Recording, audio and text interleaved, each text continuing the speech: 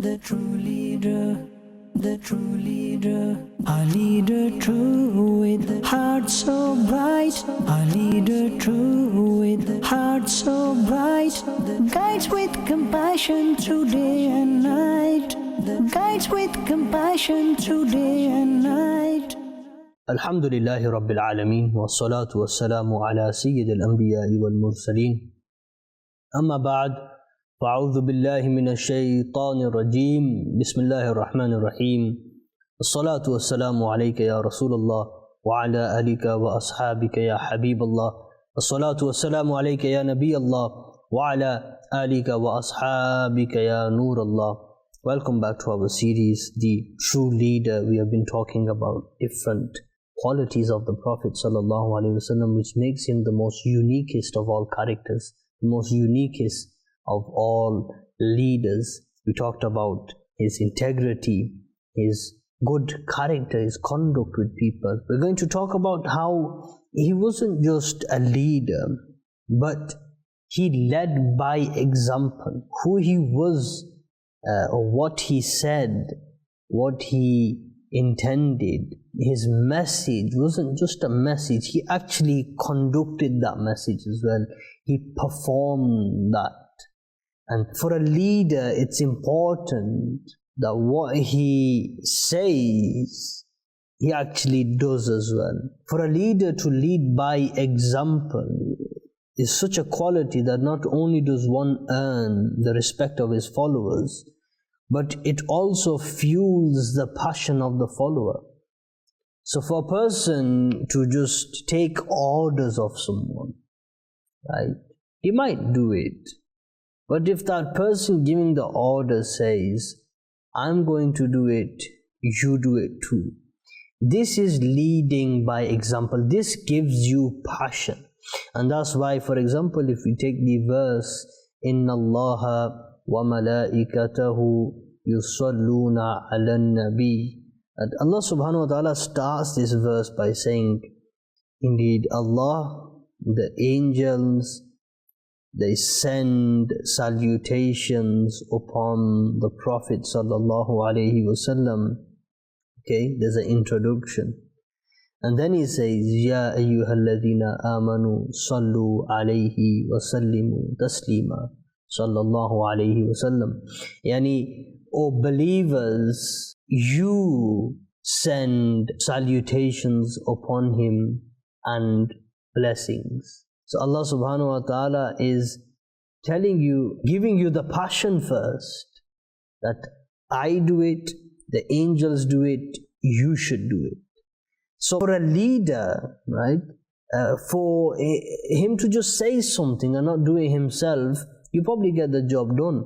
But for a leader to say something, do it himself, this is a different level. I'm going to read out some quotes, famous quotes by great scholars, yani non-Islamic scholars, worldly scholars. A leader leads by example, not by force. There's another quote, the most valuable gift a leader can give is being a good example. Now there's some points why it is important for a leader to be, not to just say something, but also carry out the action himself as well, to do what he is saying. Why is this important? Number one, to convince someone, rather than telling him, is better to show them. It's better to show someone than to convince, than to tell someone. Number two, one can forget a speech quite easily or a conversation that you might have had, but observing something lasts forever. When you observe something, right, it will stay with you for a longer period of time. You might listen to a conversation, or you might read something, but you might forget it. Actually seeing something, witnessing something, this lasts longer. Number three, one can doubt your words. A person can quite easily doubt what you are saying, but not your actions. When a person sees you doing something, right, you have to see it to believe it. when you observe it, when you see it, that's when you actually believe that. Number 4, bossing those you have authority over brings about hatred. Bossing those you have authority over makes you hate them. Like let's take a school teacher, right? He might be really strict. He might shout at his students. He might get the homework done. He might get good grades. He might get everything. But because your character, or because you are so harsh over those who are inferior to you in terms of position, that student might respect you in front of your face, but behind closed doors, or when you are not around, behind your back, he has no respect for you at all. He would swear at you. He would disrespect you. He doesn't care about you in seclusion, behind closed doors, or behind your back. So, bossing someone around and just giving orders, right, it brings about hatred. So, great leaders do not just give verbal guidance, but also participate in the struggle with their followers. If you take a leader who kind of campaigns for something, right, and he just makes an announcement but then doesn't follow up, eventually he will be kind of shadowed, right? He'll be put to the side, he'll be casted to the side. But a leader who actually gives the vision and then carries out the vision, right? He does it himself, he participates in that, he actually succeeds. The Prophet ﷺ was not only a political leader, but also a prophet and a religious leader. So the Prophet ﷺ would deal with politics, he would deal with religion, and it was these two things that he would actually implement himself as well. He would work together. So if, for example, Muslims have been told to pray for a long period of time, right, in the middle of the night, and the Prophet ﷺ led by example, because there was no one I have ever read about whose feet would swell up in Ramadan, right, due to continuous praying in the nights of Ramadan. When he would give charity, we know his generosity, that he would give charity and he would give wholeheartedly. Likewise, every aspect of the religion, the Prophet ﷺ didn't just say it, he would do it. He would actually do it, and he show you it done. And likewise, political affairs, he wouldn't just say it, he would actually participate in it as well. The mission he came with, he actually would participate. And this, when the followers would see this would bring about more passion. The Prophet ﷺ's life is excellent in every single aspect of life. Now, from the worker to the king, from father to son, from soldier to commander, from prayer to preacher, from worshipping God in seclusion of Ghar Hira to being pelted by stones in Ta'if. And then from leaving Makkah in the darkness of the night to conquering Makkah in the light of day, from tending a few goats in the mountains of Makkah to guiding thousands of humans in the last Hajj.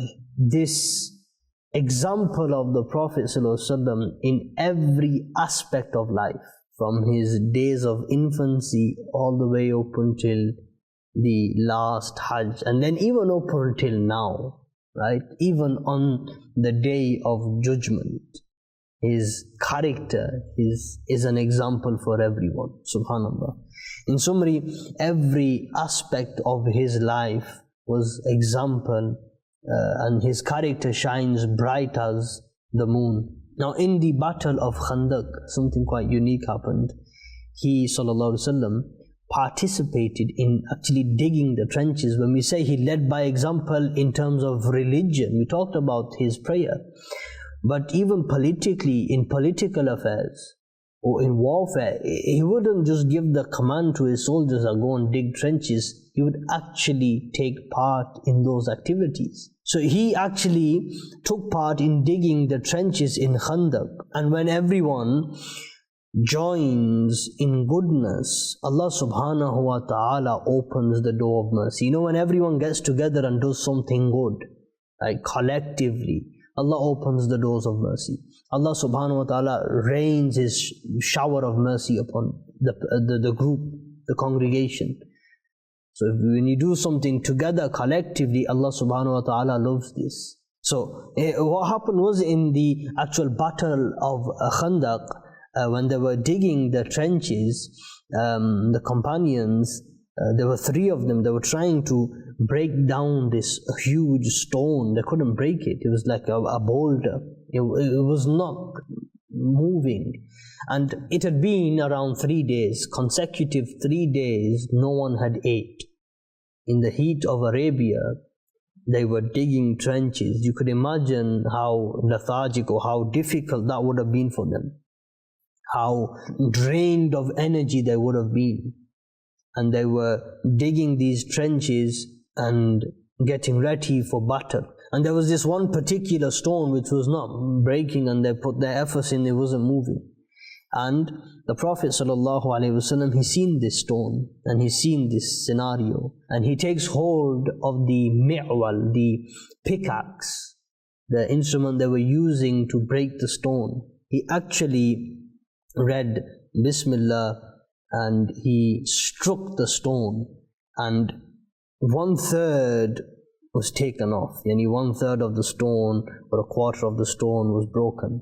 A flash of light, a powerful flash of nur, right, flashed from that strike. When he struck, this flash of nur lit up everything. And he says, Allahu Akbar. The Prophet ﷺ says, Allahu Akbar. He says, I have been given the keys of Sham, and by Allah I could see its red palaces from where I'm stood at this moment. Subhanallah, this nur that emanated was so powerful. And then he struck again. He struck again. The Prophet ﷺ struck the stone, and again a flash of light. And the Prophet ﷺ, he says, Allahu Akbar, I have been given the keys to Faris, Persia. This is Iraq, Iran, that area of the east. So the Prophet ﷺ on one strike was given Sham, the other strike was given Persia, Faris. Then he says, upon the 3rd strike, he hit it one more time, a flash of light, and he says, Allahu Akbar, I have been given the keys to Yemen. So the Prophet ﷺ participated in the digging of the trenches, and when the leader and the followers participate, Allah showers His blessings upon the nation, upon the congregation. Now, the situation was such that the external situation was not hidden from anyone. The whole of Arabia was threatening the Muslims. The presence of the Jews at that time and the hypocrites at that time was dangerous for the Muslims, inside of Medina even. And even in these most difficult situations, he believed with confidence of his vision and the perseverance of his followers that he would be successful one day. And then the world saw that during the caliphate of Hazrat Umar ibn al-Khattab, he conquered and took over these lands. These nations were conquered by the Muslims eventually, subhanAllah. So the Prophet ﷺ, by him participating, by him being together with his Sahaba, with his followers, Allah subhanahu wa ta'ala opened that door of mercy upon them, that they conquered the entire east, from Sham all the way to Persia and then Yemen, subhanAllah. And another example, in the battle of Khandaq, remember they had not ate for 3 days straight. If you ever experienced this, when you've not ate, your back, you need a counterbalance. So your spinal bone, right, it depends upon your stomach's weight as well to keep it straight. But if your stomach is empty, you actually get back pains. To keep your back straight, right? The companions at that time would tie stones. They would tie stones on their stomach to give the counterbalance, to keep their back straight. And so the companions went up to the Prophet ﷺ and they went to show the Prophet, Ya Rasulullah ﷺ, we are hungry. We are so hungry that we have tied rocks to our stomachs to keep our back straight. The Prophet ﷺ lifted up his garment and said, I have 2 rocks tied to keep my back straight. And he was leading by example in every aspect of his life. And Allah subhanahu wa ta'ala therefore showered his blessings upon the Prophet ﷺ and then the companions at that time. There's another narration. Abu Ishaq narrates that a person asked Hazrat Barra, O Abu Umara, did you leave the Messenger of Allah sallallahu alaihi wasallam and run away on the day of the Battle of Hunain? So on the Battle of Hunain, difficult battle for the Muslims. And he asked that, did the Muslims actually run away? What happened? And Hazrat Abu Sufyan bin Harith was holding the bridle of his horse when the polytheists surrounded him. So what happened? The companions or the Muslims, they dispersed. Right? They thought they had lost, they dispersed, and the enemies were showering arrows from many directions. And they kind of retrieved back to their positions. And the Prophet ﷺ, he actually stayed in his position exactly where he was. And what the Prophet ﷺ done was he remained firm in his position. And he came off his horse and he said the following statement. He says, I am the true prophet, no doubt about it. I am the son of Abdul Muttalib. Yani, he came down and he showed his strength and his determination in front of his followers. And if you just kind of analyze this, that today, or even in the past, the leaders would send out their army, but would never participate themselves. But the Prophet ﷺ was that supreme leader that in those battles when fighting the oppressors, he would himself go out with the companions and they would collectively struggle together in the way of Allah subhanahu wa ta'ala. And like this, there are many examples. It continues where the Prophet ﷺ showed this quality of his, where he led by example, truly a unique quality. And this was one of those characteristics or one of those qualities which made him the best of all leaders. May Allah subhanahu wa ta'ala give us understanding. May He allow us to implement what we do or what we say as well.